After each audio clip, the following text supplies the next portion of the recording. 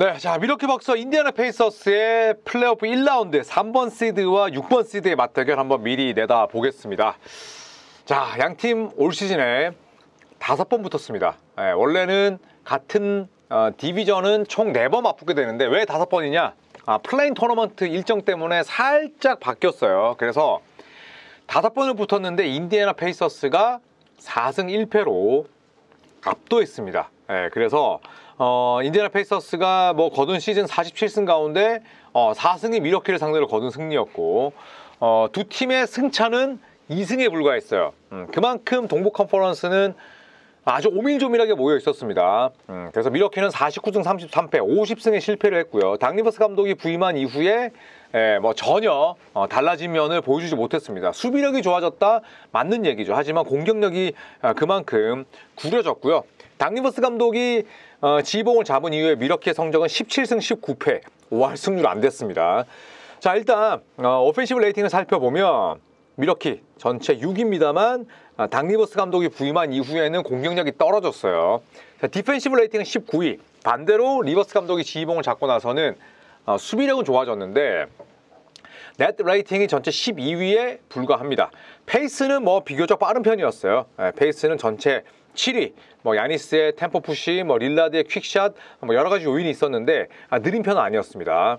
자, 인디애나 페이서스 47승 35패로 모처럼 위닝 시즌을 보냈고요. 그리고 플레이오프 진출에 성공하는 동시에 6번 시드로서 플레이오프 직행 티켓을 따냈습니다. 평균 득점 전체 1위였어요. 그 다음에 최다 실점 전체 27위. 굉장히 극과 극의 그런 성격이 있었고, 오펜시브 레이팅은 전체 2위인데 디펜시브 레이팅은 24위입니다. 결국에는 수비는 개나 줘버려라. 우리는 공격으로 승부를 보겠다라는 색깔이 확실했던 리 칼라이 감독의 인디애나였고요. 넷 레이팅은 오히려 10위로서 미러키보다 더 좋았습니다. 이 넷 레이팅은 결국 공수 균형, 공격과 수비의 밸런스를 나타내는 지표라서 오히려 이런 부분들이 승수나 혹은 패스보다 더 중요할 수도 있어요. 자, 페이스는 무지하게 빨랐습니다. 정신없이 하프코트 넘어가서 메인 볼핸들러에게 공 주고 빅 윙이 컷하고 또 빅맨도 나와서 슛 던지는 그런 아주 재밌는 농구를 펼쳤는데 페이스가 전체 2위, 두 번째로 빠른 팀이 바로 인디애나였습니다. 자, 미러키 벅스의 기록을 한번 보겠습니다. 야투 성공률 7위, 그리고 3점 성공률 11위, 그리고 TS, 트루 슈팅 퍼센테이지가 전체 6위, 확률이 굉장히 높은 팀이었고, 그리고 자유투를 시도하는 개수도 전체 3위, 3점 시도 개수 전체 5위. 그래서 자유투를 많이 얻어내는 동시에 3점도 많이 시도하는 그런 팀이었습니다. 아주 공간을 굉장히 요긴하게 활용을 했음을 알 수가 있겠죠. 공격 리바운드는 좀 적은 편입니다. 24위. 다만 수비 리바운드 같은 경우에는 전체 3위였고 리바운드 득실 차이가 중요하다 말씀을 드렸죠. 그래도 플러스였습니다. 다만 전체 17위로서 리바운드가 마이크 부데놀저 감독 시절에 비해서 굉장히 많이 줄었어요. 이런 부분도 좀 부정적인 변화라고 볼 수가 있겠습니다. 어시스트 개수 17위로 평범했었고 스틸은 가로 수비는 딱히, 하지만 세로 수비는 여전히 평균 정도는 됐습니다. 드랍백 수비를 하면서 브룩 로페즈의 블락, 그 다음에 페인트존 프로텍팅 능력이 빛을 발했지만 이 역시도 부데놀저 감독이 있을 때보다는 수치가 많이 떨어졌어요. 평균 턴오버는 적은 편이었습니다. 9위. 하지만 파울은 21위로서 많은 편이었고 수비를 살펴보면 상대는 미러키를 만났을 때 47%의 확률로 야투를 넣었습니다. 14위. 3점 35.6%. 미러키가 3점 수비는 잘 됐습니다. 탑 10 안에 들었으니까. 그래서 이런 부분들을 놓고 봤을 때 일단은 에이드리언 그리핀 감독은 43경기만 뛰었잖아요. 30승 13패. 나쁘지 않은 성적이지만 일단 라커룸에서 선수들로부터 신임을 잃었고 그 다음에 수비력이 좋지 못했어요. 그런데 데려온 닥 리버스 감독도 딱히 달라진 건 없다. 그래서 이런 지표들이 마이크 부데놀저 감독 시절에 비하면 굉장히 많이 내려왔다라고 정리할 수 있겠습니다. 자, 선수들의 활약상을 한번 볼까요? 크리스 미들턴을 제외하면 모두가 건강했습니다. 릴라드, 야니스, 로페즈, 바비 포르티스까지, 팩 코러튼도 마찬가지고요. 6명의 선수들이 10경기 미만의 결장만 기록을 했습니다. 이거는 굉장히 건강했다는 거죠. 자, 크리스 미들턴이 27경기 빠졌는데 그래도 야투가 49.3%, 3점이 38.1%, 효율 자체는 나쁘지 않았습니다. 자, 다만 바비 포르티스 정도를 제외하면 쓸만한 세컨 유닛이 없었어요. 제이 크라우더랑 혹은 팻 커너트는 꾸준함이 떨어졌고, 그리고 패트릭 베벌리가 트레이드 되고 나서 좋은 활약 펼치긴 했습니다만 뭐 사실 공격에서 큰 역할을 할 수 있는 그런 자원들은 아니죠.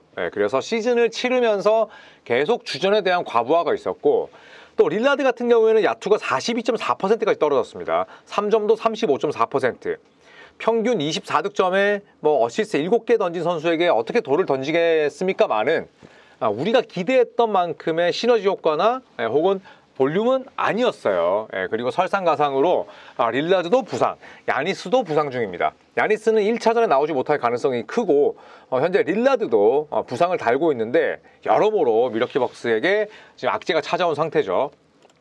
자, 인디애나 페이서스 한번 살펴볼까요? 1위 항목이 4개나 있습니다. 뭘까요? 필드골 시도 개수, 필드골 성공 개수, 야투 성공률, 그 다음에 어시스트 개수, 이 4가지 항목. 5가지네요. 평균 득점까지. 그만큼 올 시즌의 인디애나는 뭐 그냥 공격의 팀이었다라고 볼 수가 있겠고요. 재미있는 건 3점 시도 개수 자체는 15위입니다. 그래서 2점 야투를 그만큼 많이 던졌다는 걸 알 수가 있겠죠. 이러다 보니까 뭐 자유투를 많이 뜯어내지는 못했어요. 자유투 시도 개수가 22위. 아주 뭐 좋은 수치는 당연히 아니었고, 리바운드에 대한 열세도 있었습니다. 리바운드 득실 차이가 마이너스 1.8개, 24위. 보드 장악력이 좋은 팀은 아니었어요.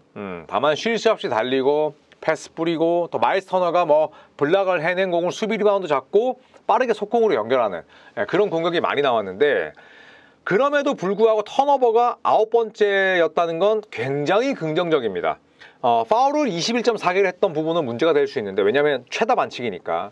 이렇게 정신없이 빠른 농구하고 슛 던지고 스크린 걸고, 스크린 걸면 당연히 일리걸 스크린의 가능성이 높아지고, 패스를 많이 뿌리면 당연히 패스 턴오버 혹은 로스트볼 턴오버가 많이 나오는데 탑 10 안에 들었어요.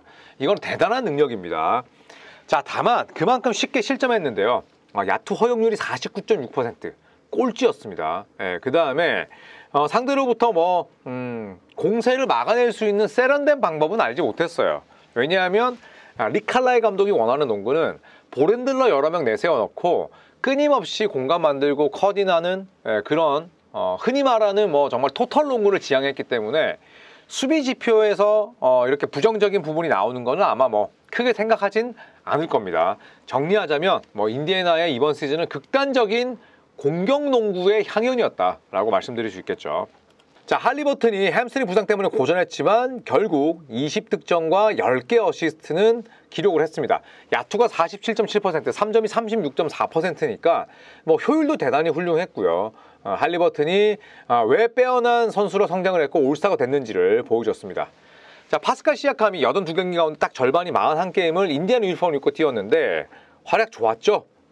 미드 시즌 트레이드를 통해서 새로운 팀에 합류했는데 평균 스탯 라인이 뭐 21득점에 뭐 8리바운드에 4어시스트다. 아주 훌륭한 겁니다. 자, 그리고 에런 니스미스 올 시즌에 큰 폭으로 성장을 했고요. 마일스 터너, 인디애나의 터줏 대감이죠. 평균 3점을 1.5개를 넣으면서 평균 블락을 1.9개를 하는 선수입니다.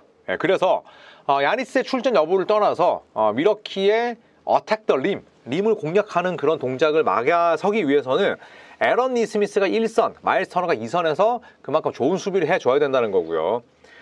벤 매서리는 시즌 아웃이 됐습니다만 앤드루 네마드, 오비 토핀, 특히 이 선수 TJ 맥코넬이 완전히 게임 체인저였습니다. 올 시즌에 71경기에 출전을 해서 4게임을 빼면 전부 다 벤치에서 나섰거든요. 18.2분 뛰었는데 10.2득점에 5.5어시스트, 어마어마한 볼륨을 냈습니다. 그래서 이번 시리즈에서 충분히 엑스팩터, 충분히 훌륭한 와일드카드가 될 수 있는 거죠. 자, 그래서 인디애나 페이서스는 뭐 할리버튼을 비롯해서 물론 베네딕트 매서린의 시즌 아웃 부상이 아쉽긴 합니다만 지금 인디애나는 건강해요. 반면 밀워키는 병들고 지쳤습니다. 야니스, 제 생각에는 이건 제 예상입니다. 단순히 시리즈 초반에 몇 경기 빠지고 후반기에 돌아올 수 있다고 얘기를 하지만 저는 블러핑일 가능성도 있다고 봐요. 아예 이 시리즈에서 저는 야니스를 못 볼 수도 있다고 생각을 합니다. 그리고 릴라드 100% 아니에요. 그렇다면 결국 크리스 미들턴이 고투가 역할을 해줘야 되는데 크리스 미들턴은 미들턴은 3옵션이 딱이에요. 그런데 미들턴이 1옵션, 2옵션으로 뛰는 그림으로는 인디애나의 공세를 막을 수 없다. 그래서 저는 이 시리즈를 과감하지 않지만 과감하게 예상하겠습니다. 인디애나의 시리즈 전적 4대1 업셋을 예상합니다. 예, 그래서 저는 밀워키가 인디애나의 에너지를 당해내기에는 은근히 밀워키도 나이가 들었고, 예, 브루노 로페즈 발 더 느려졌고요. 바비 포르티스 엉덩이가 더 커졌습니다. 예, 스피드, 사이드 스텝을 밟는 속도가 굉장히 더 늦었기 때문에 저는 이 시리즈 과감하게 인디애나 페이서스의 4대1 업셋을 예상하면서 이만 물러가도록 하겠습니다. 여러분의 의견 궁금하니까요. 댓글 많이 남겨주시고 또 구독과 좋아요, 알림 설정 꼭 부탁드리겠습니다. 제가 15만을 향해서 열심히 나아갈 테니까 구독 꼭 눌러주십시오. 고맙습니다.